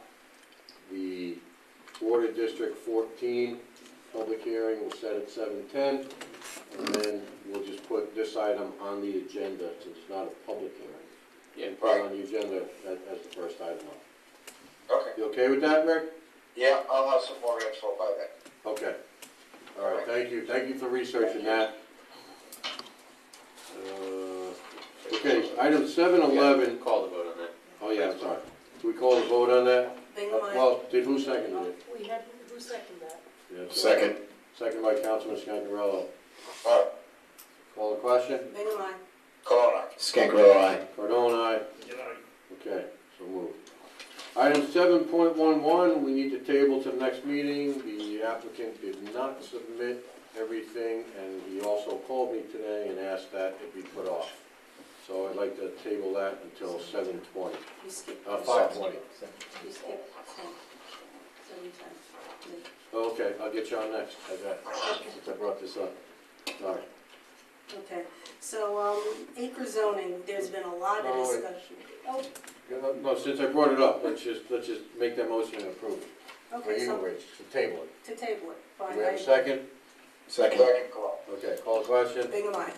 Colonna. Scancarello, aye. Cardone, aye. make it aye. Okay, I'm sorry, Mary. That's okay. Okay, 7.10, the acre zoning requirements and specifications. Right. Go ahead, Mary. There's been a lot of discussion, because everybody who pretty much is sitting out here and has a home, their zoning is based on a 40,000 square foot lot. When we did the revisions to our zoning chapter, we made it 4,300 and 560 square feet. So that's caused a lot of problems, mostly at the ZBA, but it's also issued some problems at the planning board as well. So I would like for our planner to discuss or give us suggestions as how is the best way to remedy this, to get it back to 40,000 square feet. Maybe it's a wording with our definitions. So I'd like to make a motion that our planner look into this to correct this deficiency. I'll second that. Any other discussion? High time. Call the question. Bingham, aye. Colonna. Scancarello, aye. Cardone, aye. Make it aye. And then along those lines, also to have the planner, I'd like to make a motion for the planner to look into two-family homes possibly that are on a 1 acre lot that do not have central sewer or water. Could it be, that are currently a one-family home? I would like to know if there's a possibility we could make them a two-family home on the 1 acre lot without central sewer or water. I'll second that. Any other discussion? Call the question. Bingham, aye. Colonna. Scancarello, aye. Cardone, aye. Make it aye. Okay, so moved. Okay, under old business, need approval for God's I have something under, new business? Yes. Okay. So, as we've looked at the, new town hall, we realized that there are a number of security-related issues that have to be addressed with that building. Just recently, we had an issue with Mr. Washkow there, and we certainly had brought it to the forefront that we really need to do more, have an enhanced security standing there. So I'd like to make a motion that we prepare an RFP for security systems and upgrades in the new town hall I'll second that. to be presented at the next board meeting on the 20th. Is that enough? Yeah. Yeah. discussion? Call the question? Bingham, aye. Clark. Scarecrow, aye. Cardone, aye. Oh, yeah. Again, I.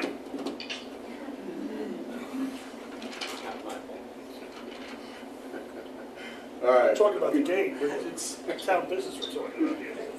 Next item on the agenda is 8.2, God's Grace Ministry. They came before us last meeting. They've submitted a request. They're going to provide us with insurance listing the town as an additional insured. They'll provide us with a $500 security deposit fee. And they essentially would like to use the celebration hall in Town Hall for approximately 2.5 hours at a cost each time of $200. Presently, the Journey Church is in there until 1 p.m., probably for another 2 to 3 weeks. So they would be in there from 2, God's Grace would be in there from 2 to 4:30. I spoke to the Journey Church. They're going to be out by, cleaned up by 1 o'clock. So, I'm asking for approval to sign the use form for the facility, which would be $200 for each use, which is essentially the going rate, and a little more than what Journey pays, but Journey's there a little more as well. They're one night a meeting too. I'll make that motion. I'll make a motion authorizing the supervisor to Sign it. Yep. I'll second. Second. Seconded by Councilman Long. Nice family, too. Good people. Yeah. They actually Clean came out sweep. and clean sweep. Yep, And, good people. Yeah, they helped out for about 2.5 hours, so that was nice. Call the question? Bingham, aye. Clark. Scarecrow, aye. Cardone, aye. Again, I. Okay, so moved. Before you rush into public comment, Mr. Supervisor, I have some more business. Sure. Okay, so we, after a lot of work and going back and forth, we finally have a lease agreement with state police for the barracks the building that we own, which is their barracks on Ninja Road there. The lease will start on January 1st, 2018 and run through December 31st, 2022. The annual amount of that lease will be $67,590. If they go for a 5-year extension, that first number breaks down to $5,632.50 per month. If they decide to go for a 5-year extension, and we decide to go for a 5-year extension, it would go up to $72,540 per annum, and that would be through January 1st, 2023 through December 31st, 2028, and that will be $6,045 a month. So one of the things, we kind of entered into a more traditional landlord-tenant agreement with them. In the past, there was the past agreement was, well, first there was a bond that was paid off to build the extension that ran for 20 years. The town would do repairs, give it to the state police, and in theory, and we would get reimbursed for those repairs. When we looked back on it, we saw that wasn't really occurring. And so rather than kind of go through this convoluted process, we just decided that we would do a traditional landlord-tenant lease where, we're responsible for the building, you pay rent. If there's something you want up and above what's we've already stipulated in the lease agreement, then they'll pay for it. So it's, listen, we want the state police, we want them to stay here.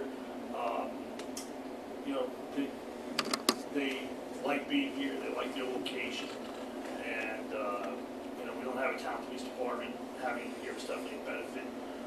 And so I'm going to make a motion that we accept the lease after thorough review, or authorize the supervisor to sign the lease after, I know this town attorney has already reviewed it, but after his thorough review and approval, because we just got it today, authorize the supervisor to sign the lease.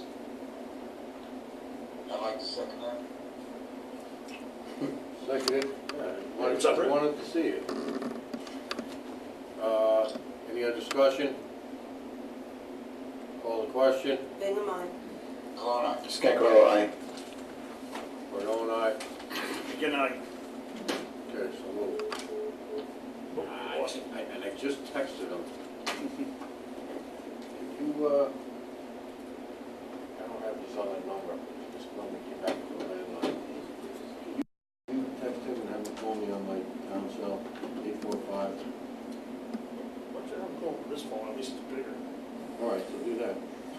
I'll text him right Text now. text me your number, please. Yeah, yes, no. Very honest. Okay, while doing that, we have a list for public comment? Yes, we do. Mr. Wagshaw? Yes. Thank you for your patience and waiting.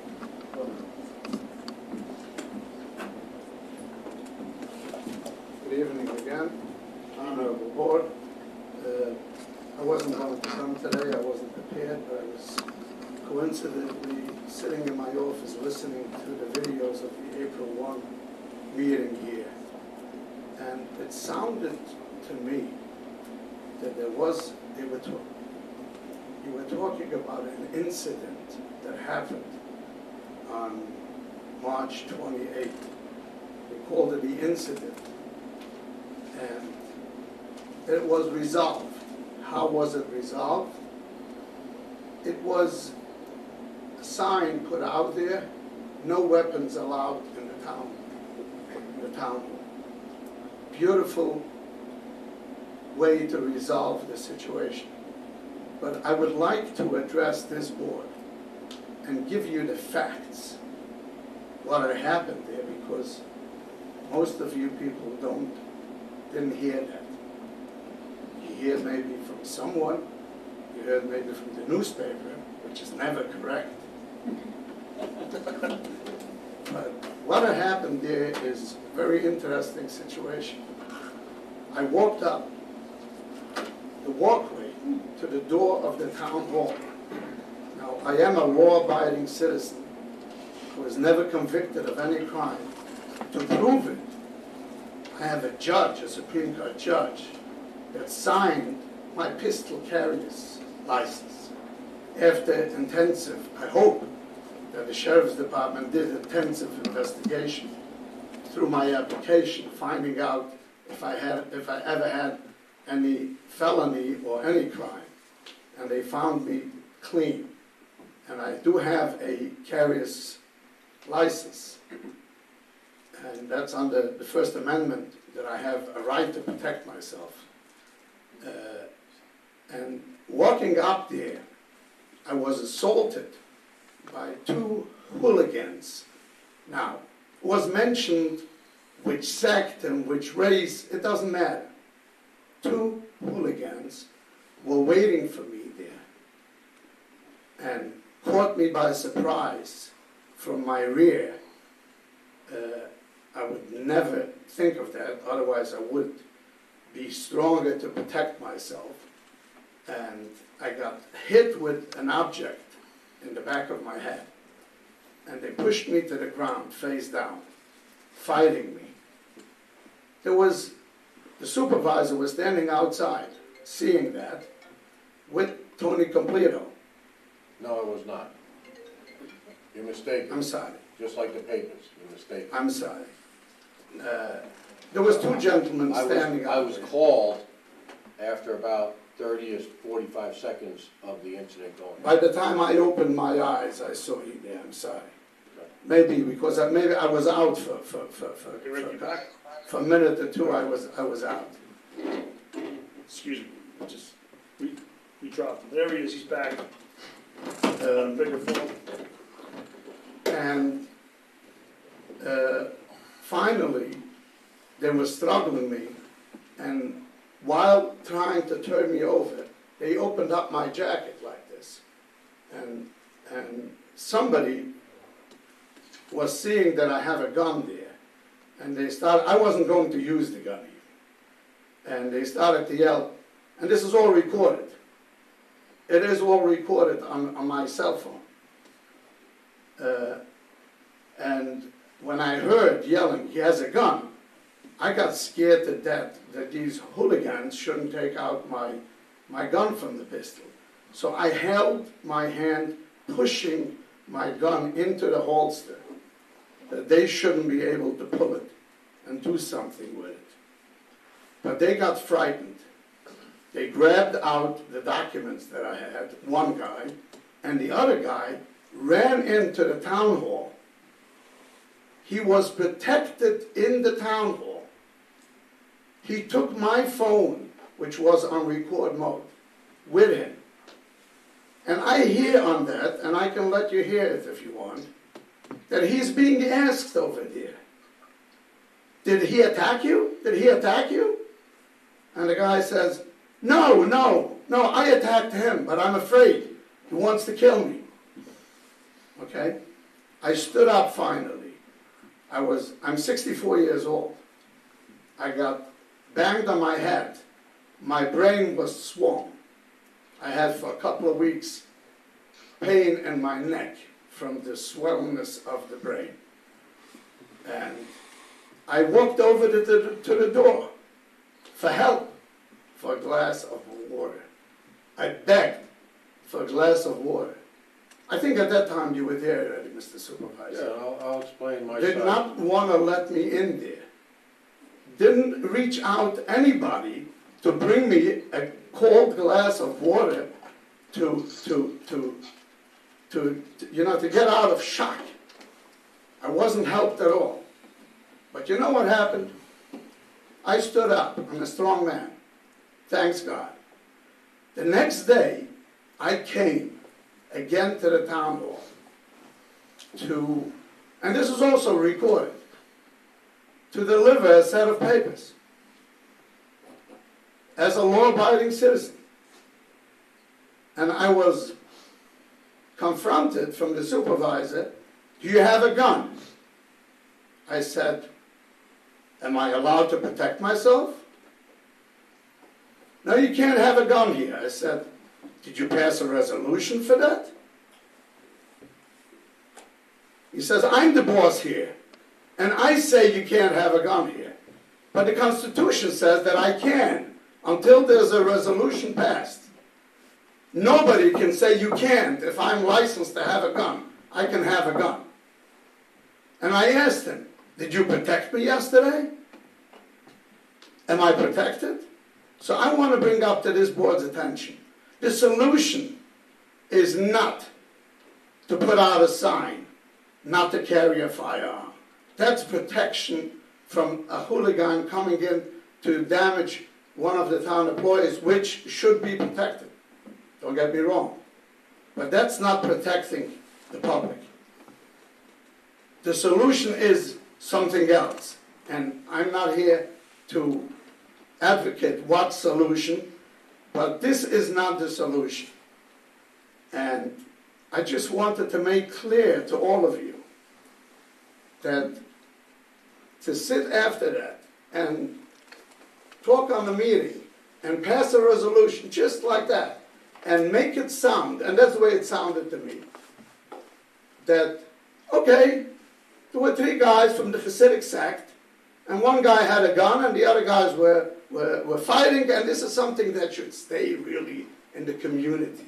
That was mentioned on that meeting. You can look back on the videos.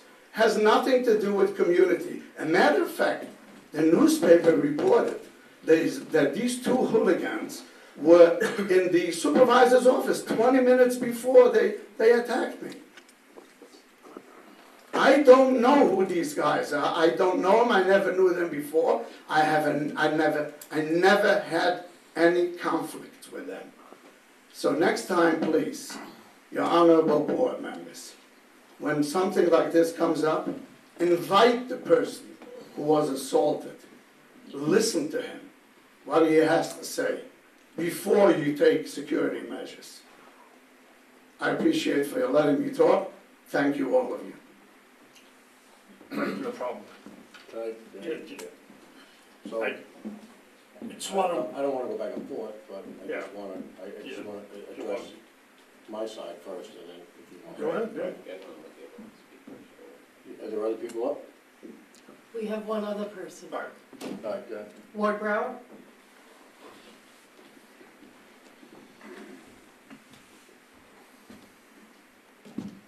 Ward Brower, private citizen, less dramatic. To Rick, on the count, human count, not the bedroom count. The human count is not a restricted count to restrict the number of occupants. It's a count to give the engineers a number to go by so that they can measure that the environmental impact can be withstood with the services, water, sewer, etc. That's the number for it. It's a not restricted number.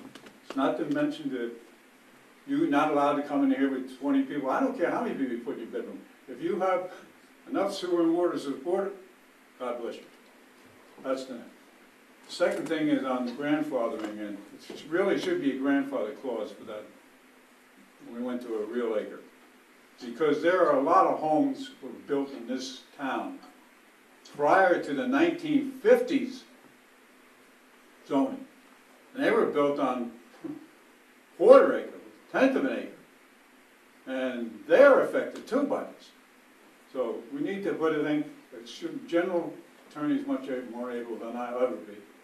But those homes which were legally in existence prior to 2017 should be, continue to be considered legal homes. Thank you. Thank you. That's all I had signed up. Okay, thank you. Let me go first.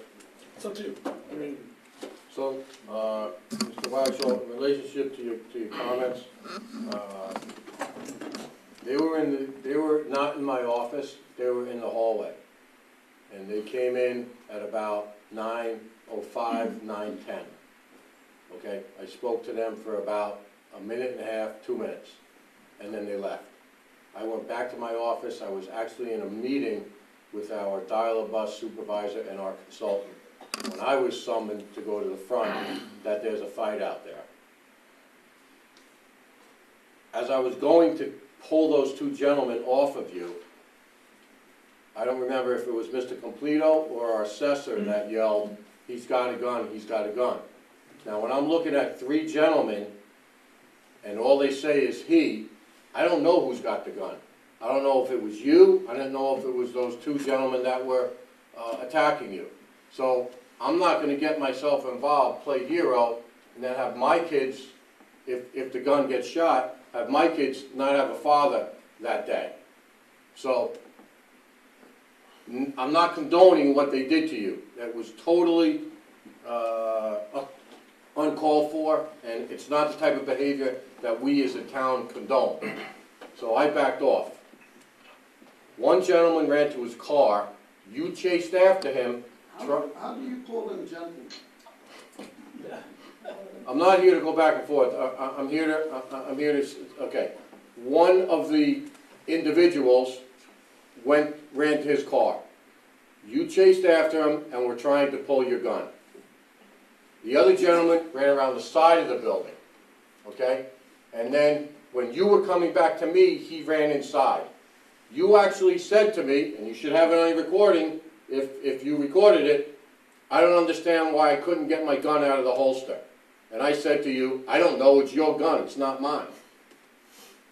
You wanted to go inside. I didn't want you to go inside. You had the gun. The gentleman who attacked you had the gun. I was creating a safe environment for our employees, not the gentleman in there. I didn't care about that gentleman at that time. I cared about our employees. And anybody else would have did the same, that had any, understanding of what had happened out there. I don't remember you asking for water. If you would have asked for water and I would have heard it, I would have gladly had gotten somebody to get you a glass of water. So, the reason you were asked to stay out was essentially to protect the employees and because you had the gun, not for any other reason. And that was it, and we had known that our panic buttons were pushed, our state police were called and our village police were called. And the village police responded and admirably took control of the situation. Unfortunately, because you had the gun, nobody knew what was going on. And Wasn't I laying on the floor and they were on top of me, beating me? yes, but you still had the gun after that. And that's what I'm referring to when I say nobody knew what was going on with respect to the fact you had the gun. So, the next morning you came in, and instead of just answering the question whether you had a gun, you created an adversarial tone, and your son was the one that actually kind of subdued the situation. He said, please just answer the question. You showed me you didn't have the gun, it was over. Our town clerk was there too. So that's my representation of the story and the facts as they happen. So, Councilman McGinn? Yeah, Mr. Washkow, you know, I don't know if you know my background, 30 years in law enforcement, so I kind of dealt with these types of situations before. We know you were a victim. At that time, we didn't know who the victim was. We didn't know what was going on, all right? All they saw was a fight going on out there. You know, when it became apparent that you were a victim, when they knocked you to the ground and this all went on, you know, the reason, you know, you should be happy that the town employees called the police, and their quick response is really what ended the situation. And their apprehension of the bad guy that ran into town hall, that's what aided in the investigation that led to the capture of the other guy the next day. I know he surrendered, but we knew who he was, or they knew who they were, and they were going after him. So, you know, we did everything, the town employees, in that heat of the moment, we don't know what's going on. They don't know what's going on, you know? But they did the right thing, and they called the police, and they responded quickly, and they took the situation under control, you know? You know, as far as possessing the firearm, when someone has a firearm on, we don't know if they have a license, you know? I don't know if they have a license, the cops don't know if they have a license. No one knows until that gets sorted out, and at the scene, when you had what was going on, it takes a little time to sort that out, you know? It's great that you were trying to retain it in your holster when you're over on the ground. That's commendable, but you know, again, we don't know who was involved with that. We don't know what's going on. When the other perpetrator ran into town hall, listen, it's good common sense not to have you then come into town hall at that point with him in there. Listen, he was detained in there while the police came in and did their investigation and took him into custody. You coming in there while he's in there, that's a bad thing, and it's police 101. You don't put the victim or the combatants together, because it just only gets worse, all right? You separate them, and you work to deflect the situation and figure out who's done what. You know, you mentioned that kind of a, I don't want to say in an accusatory manner, but just said that, well, these guys are here talking to the supervisor. You know, people come into town hall all the time to speak to the supervisor, to speak to different people there. We don't screen them, you know, screen them and say, hey, are you here and what are your intentions? And we have no way that they knowing that they were going to attack you afterwards, you know. When they did, the police was called by the town employees and they responded. Again, we did what we had to do on our end. You know, as far as the town's right to restrict people from coming into town hall with firearms, we're allowed to do that. And under the situation, it'd be nice to do a resolution, but in an emergency situation, certainly the supervisor has the authority to do so. And we felt it was best to enact that, to make sure that there wouldn't be any problems. Again, we don't know, you know, when someone walks in, they have a gun on their side, we don't know who they are. We don't know if they have a permit. We don't know the last time they went to the range. We don't know the last time they shot it. We don't know how they qualified with it. You know what I mean?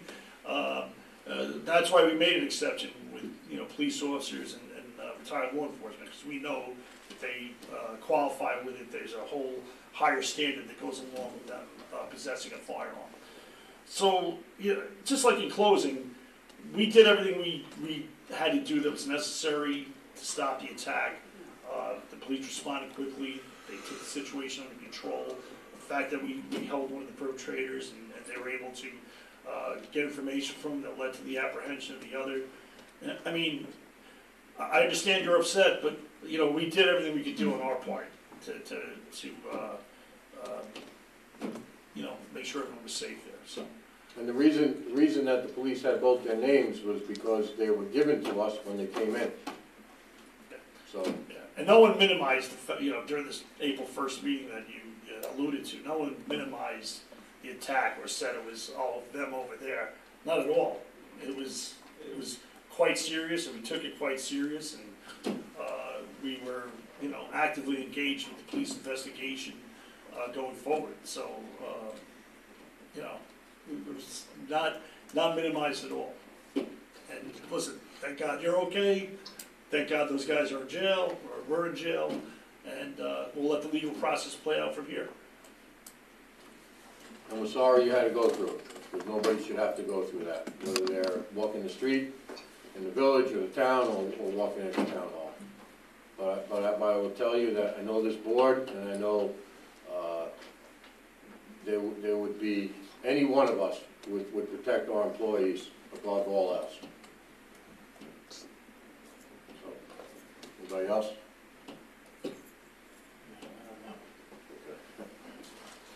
All right, go with the public comment.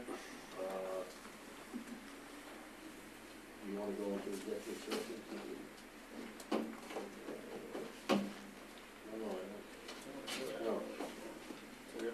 No, you don't have anything for executive session? Attorney-client? So? Nothing for attorney-client or No, okay. All right, so, with that said, I'll make a motion to adjourn, the meeting. A happy Mother's Day to all the moms out there. Yes. So I'll make that motion to adjourn the May 6th meeting. Second. Second, call the question. Bingham, aye. Going on. Scancarello, aye. Ardon, aye. Good night. Okay, so moved.